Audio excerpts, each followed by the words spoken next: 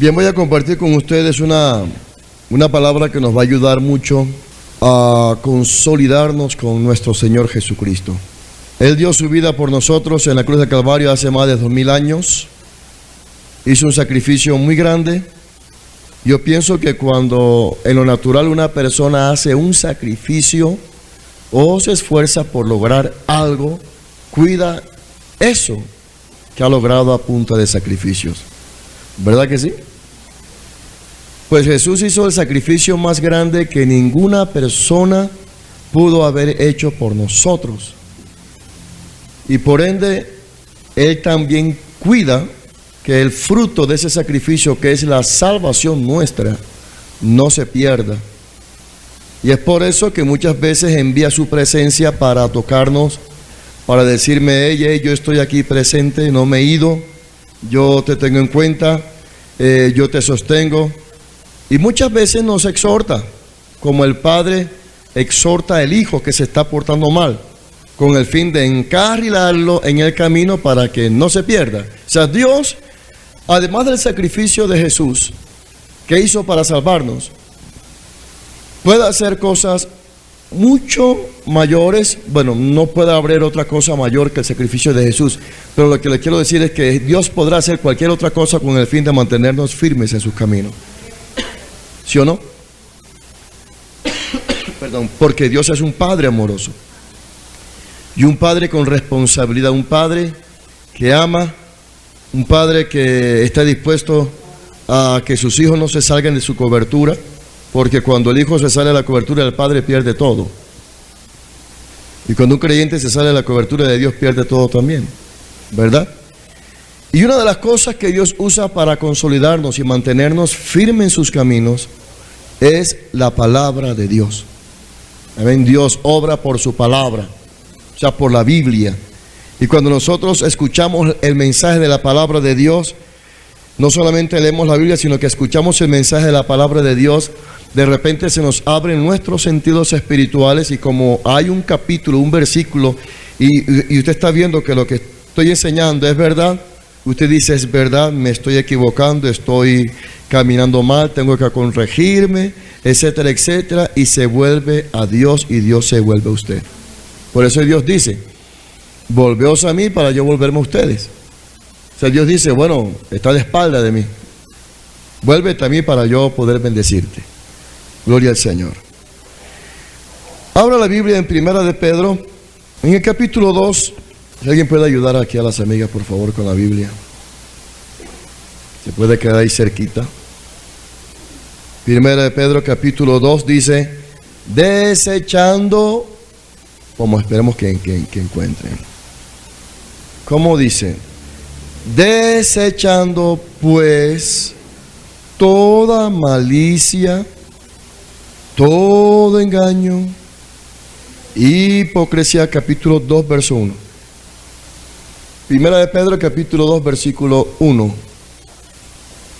Dice: desechando pues toda malicia, todo engaño, hipocresía, envidias y todas las detracciones, desead como niños recién nacidos la leche espiritual no adulterada, para que por ella crezcáis para salvación, si es que habéis gustado la benignidad del Señor, acercándoos a Él, piedra viva, desechada ciertamente por los hombres, mas para Dios escogida y preciosa.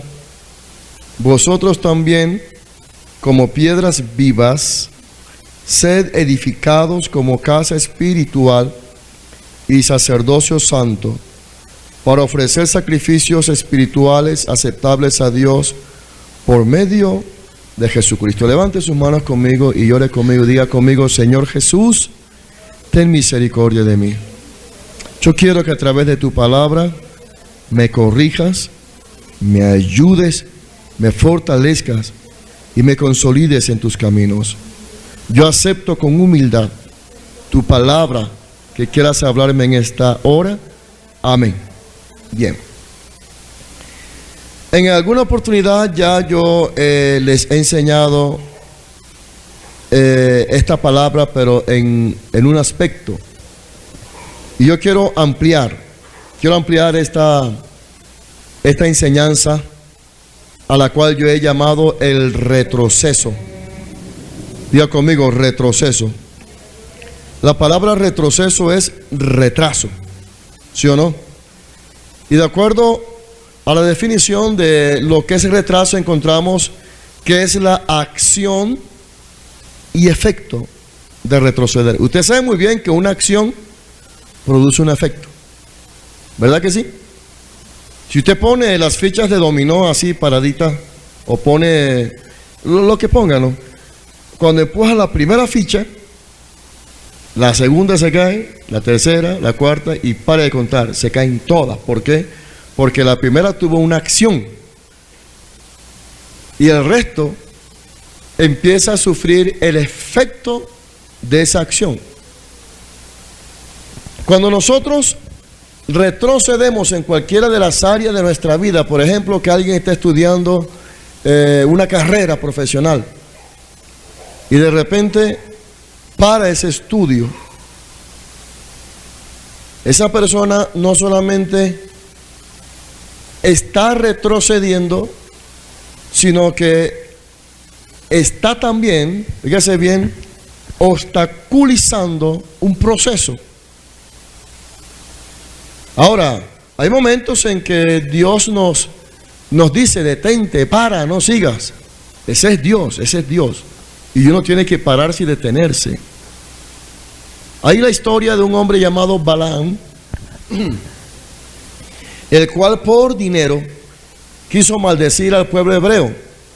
En el Antiguo Testamento la Biblia nos enseña que Israel tenía muchos enemigos, y uno de esos enemigos era un rey que contrató a un profeta para que maldijera al pueblo. Y cuando Balaam va en camino para maldecir al pueblo hebreo, Dios envía un ángel, pero el profeta no veía el ángel, la mula vio el ángel. Y empezó a azotar a la mula y dele fuerte a la mula. Y la mula dice: bueno, ¿por qué me golpeas si todo el tiempo te he servido? Y Dios le abrió los ojos a Balaam y vio un ángel.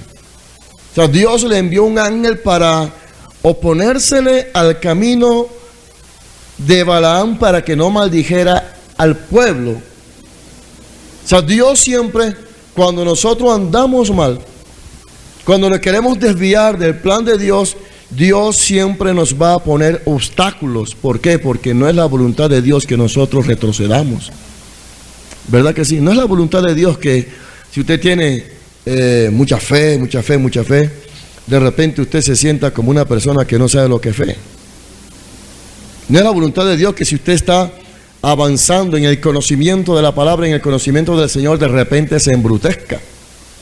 Sí, porque hay momentos en los cuales uno se vuelve medio bruto, en todas las áreas de la vida, ¿cierto? Nosotros decimos: wow, qué inteligente soy, y de repente nos encontramos que metemos la pata y metemos la otra y metemos las cuatro y nos vamos con todo el cuerpo al fondo y decimos: ay, me equivoqué. ¿Por qué? Porque a veces nos embrutecemos, hermanos. Y el retroceso nos embrutece a nosotros, repito, en todas las áreas de nuestra vida. Yo creo que los que estamos aquí tenemos metas. ¿Cuántos tienen metas? ¿Verdad? ¿Cuántos tienen ilusiones, planes, proyectos? ¿Verdad que sí? Y de repente nos encontramos que se nos dificulta ejercer el dominio para poder lograr esa meta o proyecto. Y nos enfrascamos en querer continuar. Y si nos esforzamos, lo logramos. Pero si nos quedamos de brazos cruzados y decimos: ya no puedo, he luchado tanto, yo mejor lo dejo hasta ahí. Esa es la brutalidad más grande que puede cometer una persona cuando hablamos de buenos proyectos, ¿verdad? Usted nunca ha visto, bueno, sí ha visto muchas casas inconclusas. La gente empezó y contenta el primer día, los primeros meses, se las acabó el dinero, y como ya tienen el techito y las paredes y las ventanitas, entonces dicen: bueno, dejémoslo así, más adelante terminamos la casa. Y sucede que con el tiempo el material se va desgastando Y cuando quieren volver a empezar, el esfuerzo es triple. Porque dice el ingeniero, el arquitecto, la persona especializada en la construcción de casas, dice, este muro hay que tumbarlo porque ya se desgastó, sus bases están dañadas, y si levantamos, seguimos echando paredes, se puede caer, así que mejor tumbemos estas cosas y empecemos de nuevo. ¿Cómo se llama eso? Retroceso. Pérdida, porque el retroceso trae pérdida. Entonces entienda, ¿verdad?, que el retroceso es una acción que tú y yo tenemos y que va a causar siempre un efecto negativo. ¿Cuántos se han sentido así? Que tienen que empezar de cero. Yo me he sentido muchas veces que tengo que empezar de cero. Y es un fastidio, porque uno dice, ay, qué pérdida, otra vez. Empezar otra vez, qué pereza. ¿No? Pero ni modo, hermanos. Por nuestra brutalidad estamos retrocediendo y hay que empezar de cero. Pero también dice la definición de lo que es retroceso, que es un movimiento brusco y hacia atrás de un arma de fuego al ser disparada. Si usted no sabe disparar un arma, por ejemplo, un fusil, el fusil siempre se pone en el hombro, aquí, en esta parte, y uno dispara. Y hay que tener una posición de equilibrio. ¿Por qué? Porque cuando disparamos, la bala cuando sale hace un impacto del fusil hacia atrás. Y si uno no está bien equilibrado, se va de espalda o bota el fusil. Entonces note, ¿verdad?, que estas cosas siempre nos van a llevar a nosotros hacia un movimiento hacia atrás. Es decir, empezamos, en vez de marchar 1, 2, 3, entonces retrocedemos 3, 2, 1 y 0. Y estamos ahí en esa posición. Bien. Pero el retroceso o retraso, escúcheme ahora, es considerado que solo es posible para personas brutas. ¿Sí? Solamente una persona bruta retrocede y desfallece en conquistar sus metas y sus proyectos, no continuar sus proyectos. Tenemos el ejemplo de un estudiante, si un estudiante en pleno año escolar, cuando ya termina el año lectivo, pierde el año, no puede pasar. ¿Qué sucede con ese joven? Él nota que sus compañeros avanzaron a un grado superior, ¿verdad? Si lo matriculan en la misma escuela o colegio, cuando empieza el nuevo año lectivo, para él no es un nuevo año lectivo, es el mismo año lectivo, ¿verdad? Y sus compañeros, ¿qué van a hacer? Se van a burlar de él. Él se va a sentir mal, se va a sentir miserable. Va a entrar en remordimiento, en arrepentimiento, pero ya no puede hacer nada. Ya pasó el tiempo, ya pasó el año.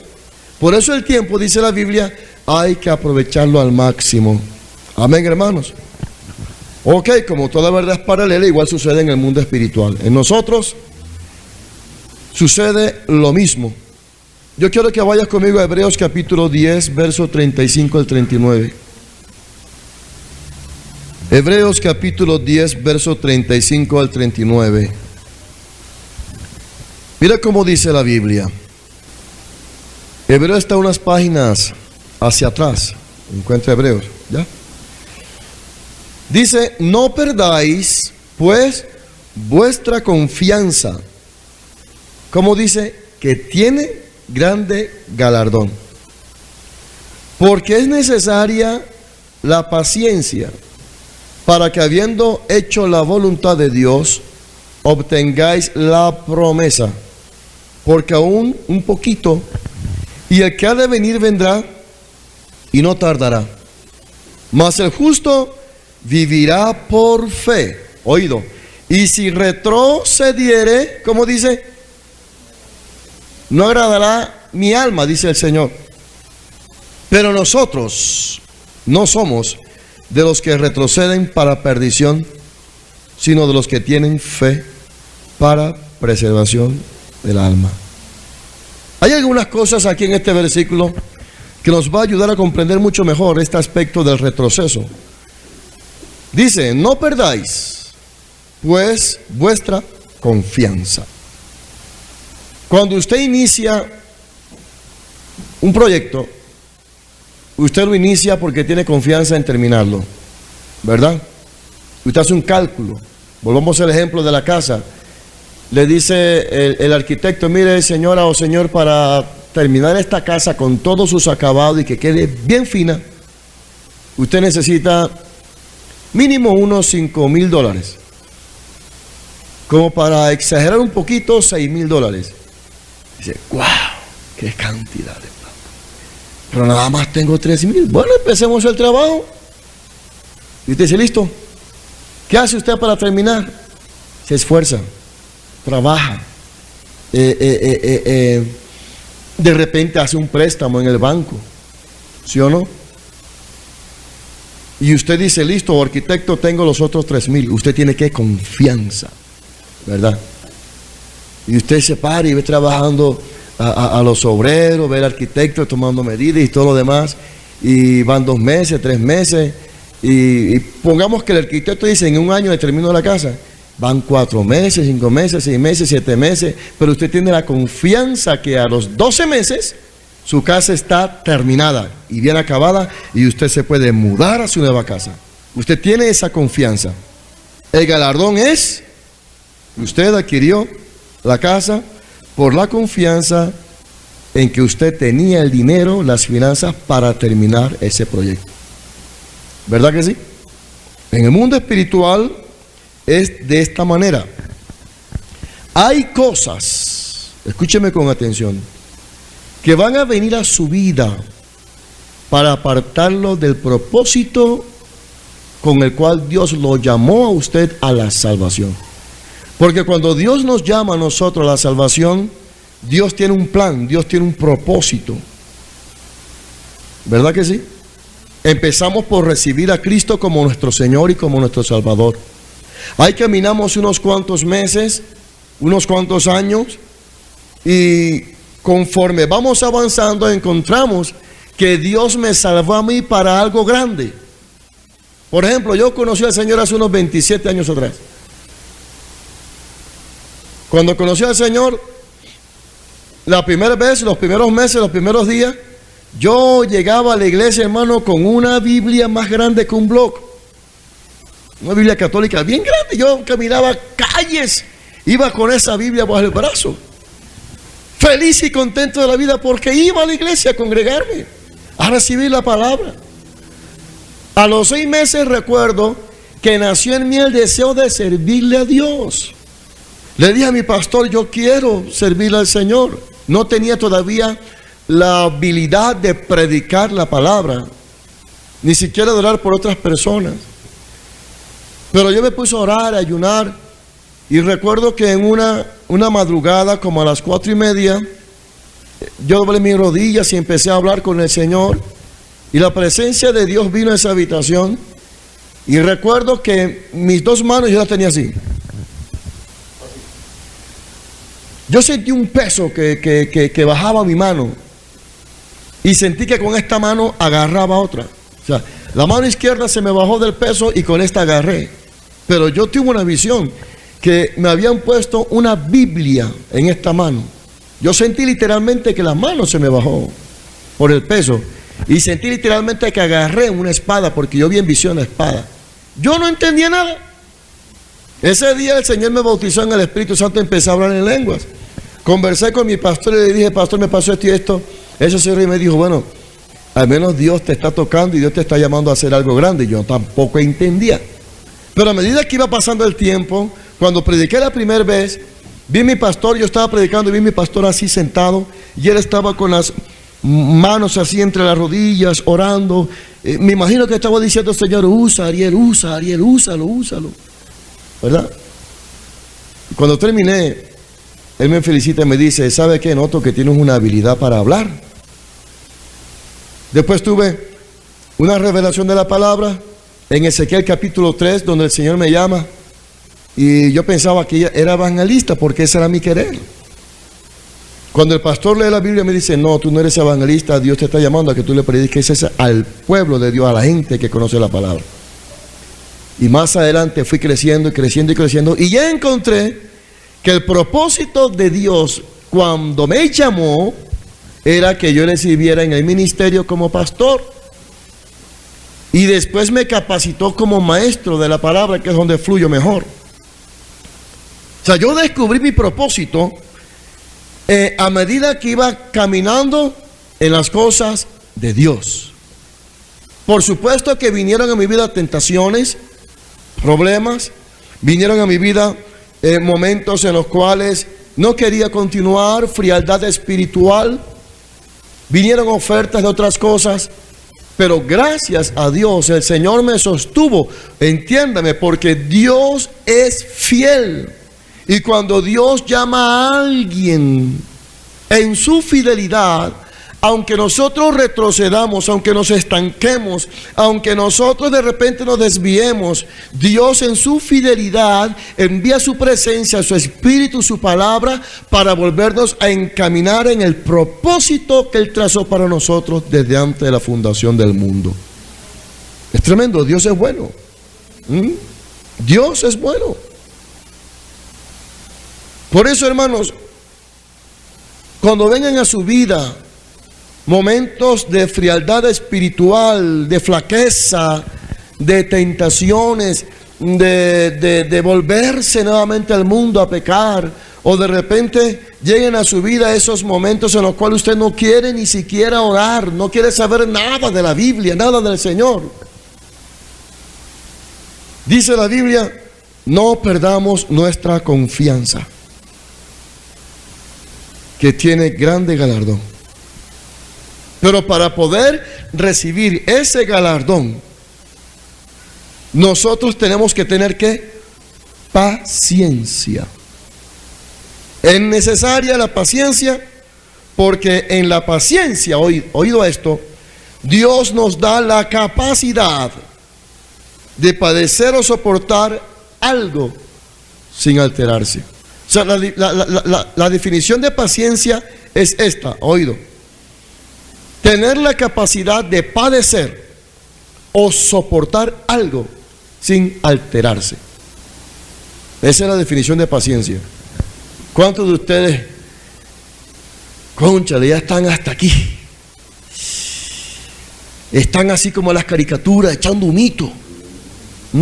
Los pelos se le ponen de punta y están sacando ya humo por las narices, están que explotan. ¿Se han visto esa caricatura cuando pintan una persona irada? Le sale humo por los oídos, la nariz se le pone roja, los ojos desorbitados, los puños así, ¿verdad? Están a punto de ¿qué? De reventar. Pero cuando nosotros aplicamos la paciencia para poder conquistar o poder recibir el galardón del Señor, se hace necesario, ¿verdad? Se hace necesario tener esa capacidad de padecer o soportar algo sin alterarnos. Y es difícil. Ahora imagínese, hermano, que usted tiene un callo en el dedo chiquito del pie. Llega alguien y le pisa sin culpa ese callito. ¿Cuál es su reacción? ¡Ay! ¡Uy, uy! Y hasta de repente le dice palabras o ese, ¿no? ¿Verdad? Bueno, algo así parecido es lo que nos está diciendo la Biblia, que debemos tener confianza para poder adquirir el galardón, pero se hace necesario la paciencia. Es difícil tener paciencia con un dolor de muela, que sea a las 12 de la noche, no hay taxi. Por ejemplo, aquí en Guaranda, hermano, no hay, bueno, de repente en el hospital, pero el odontólogo tampoco está. Le mandan una inyección, un calmante, y usted con el dolor de muela tiene que esperar hasta las 8:30, 9 que vaya al odontólogo. Supóngase que usted vive en el campo, hermano, ni burro hay. Y ese dolor de muela es tremendo. Y le dicen, cálmate, cálmate, ¿qué cálmate? ¿Qué cálmate? Usted se quiere reventar la cabeza contra la pared. Bueno, Ahora dice, en el verso 36, porque os es necesaria la paciencia, dice, para que habiendo hecho la voluntad de Dios, obtengáis la promesa. Mira el proceso, hermano. Hay un galardón. Hay un galardón que Dios nos muestra. Jesucristo dice, en la casa de mi Padre muchas moradas o casas o habitaciones hay. Voy pues a preparar lugar para vosotros, para que donde yo esté, ustedes estén conmigo. En otras palabras dice, mira, yo estoy preparando en la casa de mi Padre las habitaciones o las casas donde ustedes van a vivir. Y literalmente en el cielo hay casas. Jesús está diciendo, estoy preparando un lugar para que estén conmigo. Y el diablo dice, también hay otro lugar que quiero tener contigo, que es el infierno, ¿verdad? Pero Jesús dice, hay un lugar. Está prometiendo algo el Señor, ¿verdad que sí? Si usted quiere obtener ese galardón, ¿qué requiere? En primer lugar, confianza. En primer lugar, ¿qué? Confianza. En segundo lugar, paciencia. Y en tercer lugar, hacer la voluntad de Dios. Tres cosas se requieren: paciencia, confianza, paciencia y la voluntad de Dios. ¿Por qué la confianza? Porque a pesar de todos los problemas, sinsabores, obstáculos, pruebas, tentaciones, la confianza te preserva a ti. Amén. La confianza te preserva. Luego, como tienes confianza, se produce en ti la paciencia. Y esa paciencia te lleva a hacer la voluntad de Dios. Se siempre va agarrado de la mano. Estas tres cosas para poder obtener la promesa, que es la meta final. Ahora en el verso 37 dice Hebreos, porque aún un poquito, ¿cuánto? No mucho, aún un poquito, ¿sabes? Cuando a ti te dicen, no, ya espera, soporta, si has soportado un año, ¿qué tanto te cuesta soportar media hora? Entonces tú dices, wow, 365 días soporté, está bien, voy a soportar media hora más, ¿verdad? O sea que esa larga espera te ha capacitado, oído, para poder esperar lo poquito. Mire, cuando la gente no espera a nadie y dice, a las 10:30 en punto estoy, si no estás me voy. Puede suceder que a esa persona se le presentaron dificultades, el bus no llegó a tiempo o cualquier cosa. Entonces, si no tenemos la capacidad de esperar ni siquiera media hora, hermanos, imagínese usted no puede soportar una prueba, no la puede soportar. Por eso dice, porque aún un poquito, y el que ha de venir, Jesús, vendrá y no tardará. Pero complementa la Biblia en el verso 38, dice, mas el justo vivirá por fe, no el injusto. La palabra justo es uno que ha sido salvado por Jesús. Présteme atención. La sangre de Cristo borró todos nuestros pecados cuando nosotros lo aceptamos como nuestro Señor y Salvador. Nuestros nombres fueron escritos en el libro de la vida. Dice la Biblia en Efesios capítulo 2 que nosotros estábamos muertos en delitos y pecados, pero que Dios por su misericordia nos dio vida juntamente con Cristo, resucitándonos con Él y sentándonos a la diestra del Padre. Entonces Dios, cuando te mira a ti, cuando me mira a mí, por muy pecadores, por muy malos que hayamos sido, Dios nos ve como personas limpias sin pecado, porque nos ve en Jesús, en su Hijo. Entonces dice que esa clase de personas tiene que vivir ¿cómo? Por fe. En el mundo no hay fe. En el mundo hay creencias que es diferente a la fe. La gente cree en el color amarillo, en el color verde, la gente cree en cosas, cree en plantas. En una ocasión una señora me dice, ay, mire, don Ariel, ¿por qué no se lleva esta planta para la casa y la siembra? No esta, no, un ejemplo. No es esta. y si la flor, cuando tenga flor y la flor se muere al día siguiente inmediatamente, es porque en su hogar hay maldad, está maleado el hogar. Pero si la flor y el árbol crece muy hermoso, entonces porque en su hogar hay paz y felicidad. Y la señora que me estaba recomendando esa planta tenía problemas con el marido hasta tanto que se separaron. Y la planta estaba bien hermosa. ¿Por qué la planta no se le puso fea? Porque es mentira. Entonces la gente cree en cosas, creen en brujos, creen en adivinanza, creen en el horóscopo, creen... ¿En qué más cree la gente? A ver, ¿en qué creías tú? Usted tiene una creencia, ¿no? ¿Cierto? Yo tenía una creencia en particular. En el positivismo, esa creencia natural, que sí puede estar bien, eso en algún aspecto sirve. Pero para la salvación no vale. Mas el justo vivirá por la fe. La fe es lo que te sostiene a ti. Y dice el Señor, pero si retrocede no agradará a mi alma. ¿Qué te pide Dios? Confianza, paciencia, que hagas la voluntad de Él, que esperes un poquito, que te mantengas en fe y que no retrocedas, escúcheme, del plan de salvación y del propósito que Dios trazó para ti, que usted no se mueva del camino del Señor ni del lugar donde Dios te ha puesto. ¿Por qué? Porque esa clase de personas agradan al Señor. Nosotros no agradamos a Dios porque predicamos bonito, porque oramos mucho, porque tenemos mucha sabiduría. Agradamos a Dios cuando nosotros tenemos fe. Cuando alguien dice, es que el Señor no me oye, se está demorando mucho, yo no aguanto más, no sé cuándo Dios me va a responder, ay, que Dios ni que Dios, y se vuelve al mundo, dice que esa persona no agrada a Dios, porque Dios muchas veces prueba nuestra fe.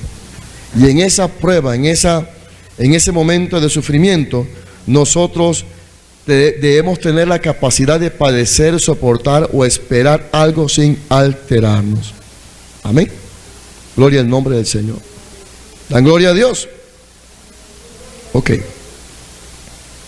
5 cosas por las cuales la paciencia es necesaria. Número 1, les repito esta. Les repito esta. Es tan necesaria la paciencia, pues ella nos da la capacidad de padecer o soportar algo sin alterarnos. Número 2, es tan necesaria la paciencia porque nos da la capacidad para hacer cosas pesadas o minuciosas. Número 3, es tan necesaria la paciencia porque nos da la facultad de saber esperar cuando algo se desea mucho. ¿Alguna vez usted ha tenido hambre, pero esa hambre física, hermano, que las tripas le empiezan a hablar y a chillar? Que usted siente el olorcito a pescado frito, a carne asada. Y se pasa por allá, dice, ya está, no, todavía falta como 15 minutos, todavía 15 minutos, si usted me dijo ahorita que faltaban 10. No, es que los frijoles, el guandulito todavía está muy duro, espere nomás. Y usted se quiere hacer un jugo, se quiere tomar un café, y le dice a su mamá o su esposa, si te tomas eso no te comes toda la comida porque me la vas a dejar, así que aguanta. ¿Sí o no? Pues bueno, ese es algo de la paciencia. Usted tiene el deseo de lograr algo, mantenga la paciencia. Pero también la paciencia es necesaria porque, oído esto, nos da tolerancia o consentimiento en mengua del honor. Es decir, no importa que yo pierda mi estatura o el primer lugar con el fin de que una persona sea salva o adquiera un beneficio mayor que yo. Hermanos, muchas veces nosotros no deseamos perder nuestra posición. No deseamos perder ni siquiera un centavo de nuestra posición. Pero el apóstol Pablo expresó esto.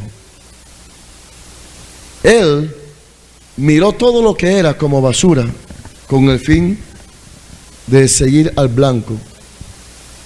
Y de ahí nació un principio que me aprendí, que para poder nosotros ganar, muchas veces es mejor perder. Porque si tú a veces no pierdes tu posición, hablemos de la posición de orgullo, posición social, posición económica, hablemos de un estatus que tú tienes. Entonces, si tú quieres alcanzar algo, muchas veces tienes que perder. No importa que los demás avancen, pero tú dices, wow, bueno, si avanzó y yo perdí mi posición para que él lograra su propósito, hay una satisfacción cuando uno ama a alguien, ¿sí o no? Bendito sea el Señor. Y número 5, la paciencia necesaria, porque nos da para animar a alguien o a uno mismo a perseverar en un intento después del fracaso. Repito esto que es interesante. La paciencia es necesaria porque nos da para animar a alguien o animarnos a nosotros mismos a perseverar en un intento después del fracaso. Es decir, bueno, está bien, voy a volverlo a intentar. Entonces ya tú vas preparado y no vas a cometer los mismos errores, no vas a tropezar sobre la misma piedra. ¿Por qué? Porque ya la experiencia te habló que es mejor corregir ciertos errores. Damos gloria al nombre del Señor. Bien. Dice en el verso 39 que nosotros no somos de los que retroceden para perdición, sino de los que tienen fe para preservación del alma. ¿Qué es lo que nos preserva a nosotros? La fe. ¿Cuántas pruebas has tenido tú en el día de ayer? ¿Cuántas pruebas has tenido durante este año? ¿Cuántos ataques has tenido tú de personas durante tu vida? ¿Cuánta gente ha estado en contra tuya? ¿Cuántas malas recomendaciones te han dado y que por eso has fracasado? ¿Cuántas cosas intentaste y no pudiste? Pero ¿sabes qué es lo que te mantiene en las cosas del Señor? La fe. Es lo que te preserva. Por eso, cuando nos habla de que la fe nos preserva, está queriendo decir que la fe en el Señor y en su palabra es una tapa que nos cubre o protege de lo que nos puede dañar. La palabra preservar es poner a cubierto a algo o a alguien de un daño o peligro. Es decir, usted tapa la olla de los alimentos para que la mosca no le caiga o no le caiga el sucio, ¿verdad? Es igual en cuanto a nuestra vida de fe.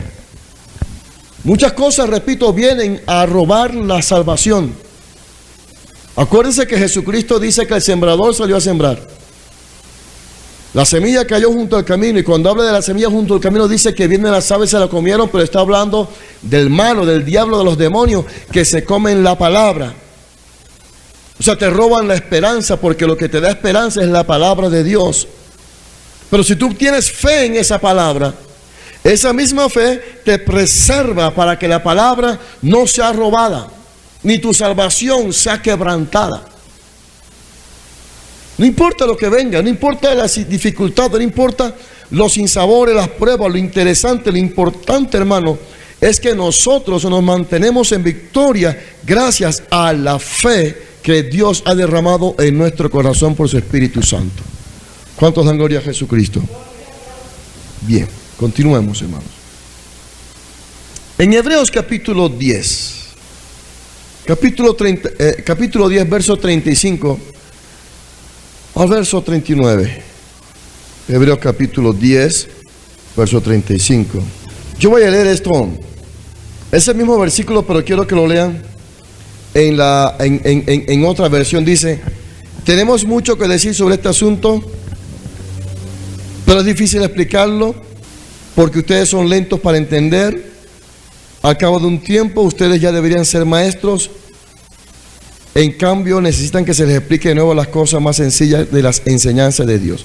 Ok, pasemos a 1 Corintios capítulo 10 mejor. Un versículo, un texto que nos va a dar un ejemplo de lo que la Biblia nos habla sobre este aspecto. 1 Corintios capítulo 10, verso 1 al 14.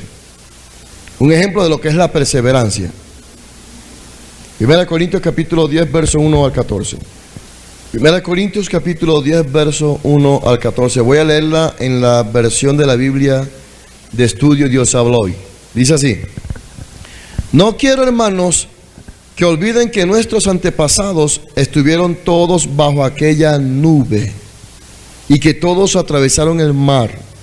De este modo, todos aquellos quedaron unidos a Moisés al ser bautizados en la nube y en el mar. Igualmente, todos ellos comieron el mismo alimento espiritual y tomaron la misma bebida espiritual, porque bebían de la roca espiritual que los acompañaba en su viaje, la cual era Cristo.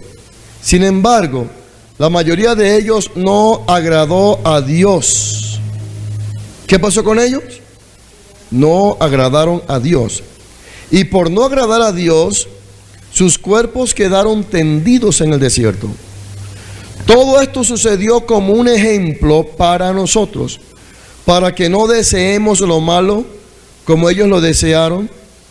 Por eso no adoren ustedes ídolos, como algunos de ellos lo hicieron, según dice la Escritura. La gente se sentó a comer y a beber, y luego se levantó a divertirse. No nos entreguemos a la prostitución, como lo hicieron algunos de ellos, porque lo que en un solo día murieron, por lo que en un solo día murieron 23,000. Tampoco pongamos a prueba a Cristo, como algunos de ellos lo hicieron, por lo que murieron mordidos por las serpientes. Ni murmuren contra Dios, como algunos de ellos murmuraron, por lo que el ángel de la muerte los mató. Todo esto le sucedió a nuestros antepasados como un ejemplo para nosotros, y fue puesto en las Escrituras como una advertencia oído para los que vivimos en estos tiempos últimos. Así pues, el que cree estar firme tenga cuidado de no caer. Ustedes no han pasado por ninguna prueba que no sea humanamente soportable, y pueden ustedes confiar en Dios, que no los dejará sufrir pruebas más duras de lo que pueden soportar. Por el contrario, cuando llegue la prueba, Dios les dará también la manera de salir de ella para que puedan soportarla. Una pregunta: ¿qué pasa cuando viene una prueba de la tentación en cualquier área de su vida? Pero pensemos en una. Usted de repente, bueno, usted no le voy a poner de ejemplo. Un creyente de repente tiene tentación de pecar con otra persona, sexualmente hablando. Porque esas tentaciones llegan. Yo creo que a ninguno de ustedes han llegado a esa tentación, ¿verdad?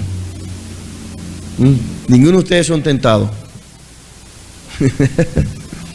Hablemos específicamente de esa, que es la más usual cuando se habla de tentación, porque aunque usted puede ser tentado a hablar mal del vecino, puede ser tentado a robar, puede ser tentado a odiar, usted puede ser tentado a maldecir, ¿sí o no? Usted puede ser tentado a comerse el plato de comida que usted ve ahí que no es suyo, y va y entonces coge un pellizquito así de carne, dice que no se dan cuenta, pero el Señor se dio cuenta. Es tentado a tomarse el jugo ajeno y se toma solamente un sorbito para que no se den cuenta, pero el Señor se da cuenta. Pero pensemos en lo que es la tentación en cuanto al sexo. Mucha gente ha cedido a esa tentación. Miren, porque no han tenido paciencia. Dice la Biblia que nosotros no hemos pasado por ninguna prueba que no sea humanamente soportable. Si toda prueba que tenemos, nosotros la podemos soportar. Pero Dios no nos va a dejar soportar una prueba que nosotros no tengamos.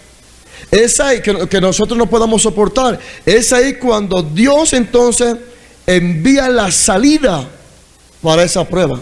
En otras palabras, antes de que venga el problema, ya Dios tiene el remedio. En la medicina primero viene la enfermedad y después el remedio. Pero el Señor, primero, antes de que venga la prueba, Dios tiene la salida. El asunto es descubrir dónde está la salida del problema. ¿Sí me entienden?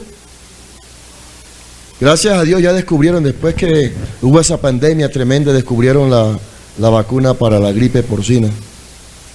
Pero usted no tiene gripe porcina, o tiene pruebas, ¿verdad? ¿Dónde está la salida? En el Señor está la salida. Es decir, todo lo que tú estás soportando hasta ahora, lo puedes soportar. Pero ¿hasta cuándo? Hasta que tú descubras cuál es la puerta de salida. Porque ya Dios la tiene. ¿Sí o no? O sea, hay gente que dice, es que yo no sé qué me pasa, yo no puedo con esta prueba, no puedo con esta tentación, no soporto más esta presión, yo creo que mejor cedo. Es porque no ha visto que Dios le está tendiendo la mano, mira, por aquí es la salida. Yo creo, hermano, que en cada tentación, en cada prueba, Dios pone en nuestro corazón y Dios nos muestra a nosotros cuál es la mejor manera de salir. Una de las mejores maneras de salir es corra. Cuando José fue tentado por la mujer de Potifar, usted se imagina a la esposa de Potifar, 90, 60, 90 piel canela, una egipcia bien formada, desnuda delante de José, hermano. Y José no era homosexual ni gay, pero José se mantuvo firme y salió corriendo. Y no importó que lo metieran en la cárcel y que lo difamaran. Él dijo, métanme en la cárcel, difámenme, díganme que soy homosexual, lo que sea, cosa que no soy, pero yo quiero agradar a aquel que me llamó. Tremendo esta actitud de este hombre. Yo estoy parado en el verso 13. Ustedes no han pasado por ninguna prueba que no sea humanamente soportable. Sería injusto si Dios te deja padecer más allá de lo que tú puedes soportar. Y Dios no es injusto. Dios no es injusto. Mire, usted puede estar con un pie aquí, hermano, así. De aquí para allá es la tentación, el pecado, el umbral, el retroceso. Y tú estás con un pie aquí, ya estás a punto. Pero si tú sigues teniendo paciencia, confianza, fe, usted mismo, hermano, se va a dar cuenta que de repente, ¡puf!, esa cosa desapareció como una burbuja de agua. Desapareció. Y te vas a mantener en victoria. Cuando yo les enseñé a ustedes acerca de lo que es el zarandeo del diablo, les decía que Jesús le había profetizado a Pedro, Pedro, te van a zarandear. O sea, yo voy a orar solamente, Pedro, es para que tu fe no falte. Yo no voy a orar para que no te suceda el zarandeo, sino para que tu fe no falte. O sea, el zarandeo viene, pero te sostiene la fe. Pedro, después que fue zarandeado, a Jesús le dice, cuando hayas pasado el zarandeo, la prueba, entonces venga y consolide a sus hermanos, dé testimonio y manténgase fuerte y ayúdenlos para que en el problema, en la prueba, en la dificultad que tú pasaste, ellos no caigan. O sea, muchas veces Dios te permite vivir ciertas circunstancias en tu vida, ciertas pruebas, para que tú seas ejemplo a los demás y ayudes a aquellos que están pasando por semejante situación.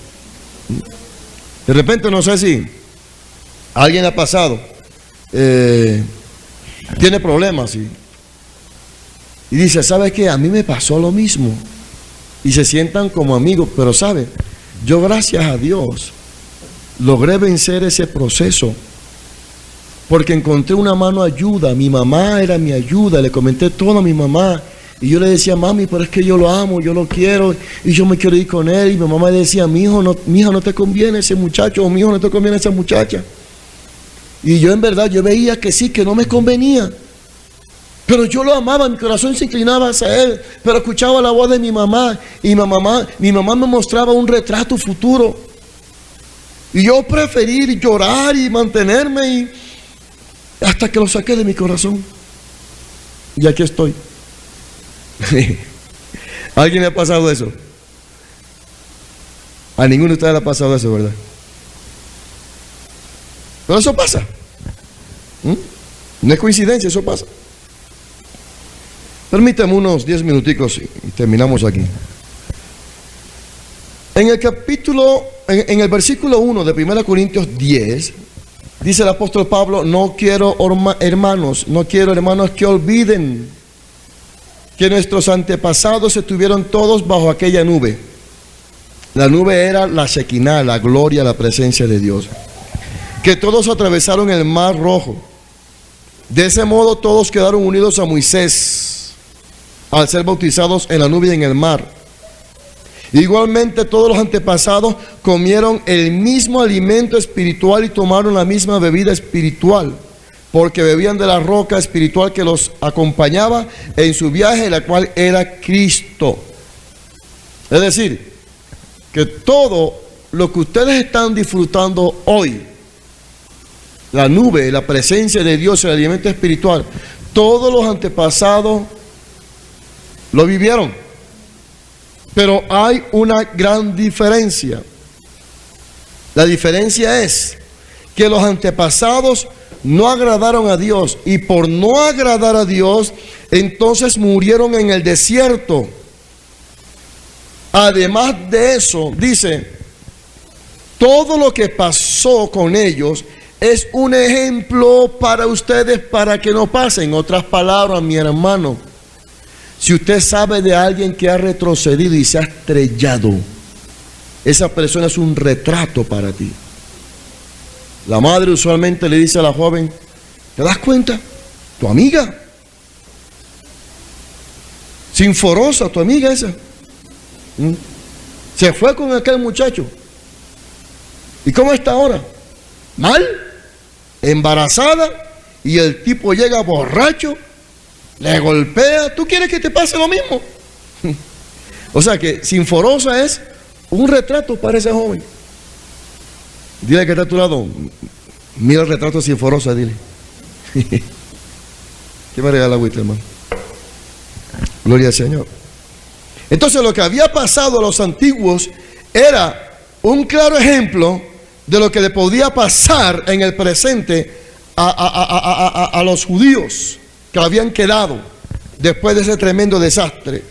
Todo sucedió como un ejemplo para nosotros, para que no deseemos lo malo como ellos lo desearon. Es decir, que por desear lo malo es una puerta que se abre para fracasar.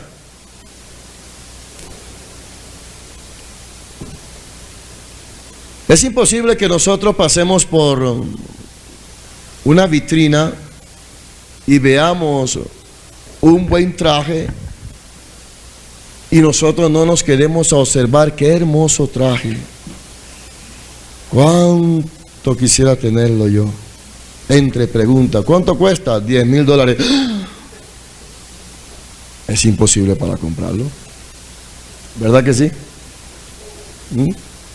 Porque tú pases por un restaurante, hermano, usted no tenga ni un céntimo, y pases por un restaurante donde están asando pollo y sientes ese olor a pollo, tú con hambre de 3 días, sin un centavo, y pasas por esa venta de pollo. ¿Cuánto quisiera comer un pedacito de pollo? No puede, porque no tiene plata, ¿verdad? Entonces lo que tiene que hacer es tomar un vaso de agua y trague. Y confórmese con eso. Gracias, hermano. O sea, ni usted ni yo podemos desear lo malo, porque es una puerta que le abrimos al diablo para que nos da fuertemente. Ok, avancemos. ¿Qué más dice la Biblia? Esa gente adoró ídolos, se sentó a comer, beber y se divirtió. ¿Qué es lo que hace la gente normalmente? ¿Qué hace la gente? En las fiestas paganas adora ídolos. ¿Qué hace la gente en las fiestas paganas? Bebe, se siente, juega y baila, ¿verdad? O sea que esta gente no tenía noción de que el Dios que los sacó de Egipto merecía ¿qué? Respeto, merecía agradecimiento y adoración y fidelidad. Y cuando la gente hoy en día no pone un corazón agradecido para con Dios, está diciendo, mira Señor Jesucristo, tu sacrificio para mí no es importante. Y por esa forma dice que esta gente, por esa causa la gente murió. Entonces no hagamos lo que malamente la gente hace. Pensemos antes de actuar. Hay una meta donde todos queremos llegar, que es estar en la presencia del Señor Jesucristo algún día cuando Él venga por la iglesia, o si morimos antes, vengan los ángeles del Señor y lleven nuestra alma a la presencia de Dios, y esperaremos la resurrección de los muertos para tener un nuevo cuerpo, un nuevo estilo de vida. ¿Ah? ¿Por qué ustedes creen que hay grandes médicos hoy en día? Porque ellos sacrificaron su tiempo. Se acostaban tardísimo estudiando. ¿Ah? Amanecían estudiando. Porque la medicina es una de las carreras que exige mayor sacrificio y esfuerzo para estudiar, ¿sí o no? ¿Verdad? Los libros son caros. La gente tiene que amanecer estudiando. Tú no los ves que un estudiante de medicina que ya está para culminar su carrera. Eso se ve en los principiantes, pero ya cuando está para culminar, faltando 1 año, 2 años, que los exámenes vienen más fuertes, hermano, hasta apagan el celular, no van a fiesta, no van a disco. Pero después que se gradúan, que son médicos de fama, todo el mundo quiere ir a ellos aunque la consulta cueste $20 o $30. ¿Por qué? Porque es un buen médico. ¿Verdad que sí? Pero si un estudiante de medicina no tiene responsabilidad y en vez de estudiar amanece borracho y va a la clase borracho y es un indisciplinado, siempre se graduará de médico, pero siempre será un médico rural o de pueblo. Claro, un consultorio vaya a media cuadra. ¿Cuánto cuesta la consulta? $2. ¿Qué comprará? Una moto. Mientras otro tiene que una tremenda nave, hermano. Es igual. Dios tiene un galardón en el cielo. Aprenda eso. Dios tiene un galardón en el cielo. Regalos, premios. Si tú quieres un tremendo galardón, no retroceda. Pero si tú dices, no importa, Jesús, sálvame, aunque sea en un rinconcito del cielo. Señor, si le vas a dar la casa grande a mi hermano, no importa, ponme allá en la cocinita, porque yo quiero ser salvo. Eso no es tener aspiración, hermano. Eso no es tener metas. Yo le invito para que usted reflexione sobre este tema. Y si de repente usted ha retrocedido, hoy, aunque le tenga que empezar de nuevo, pídale perdón al Señor y dile, Jesús, dame tu mano, levántame, no importa, yo empiezo de cero, Jesús, pero voy a avanzar. ¿Dicen amén? Pónganse de pie, por favor.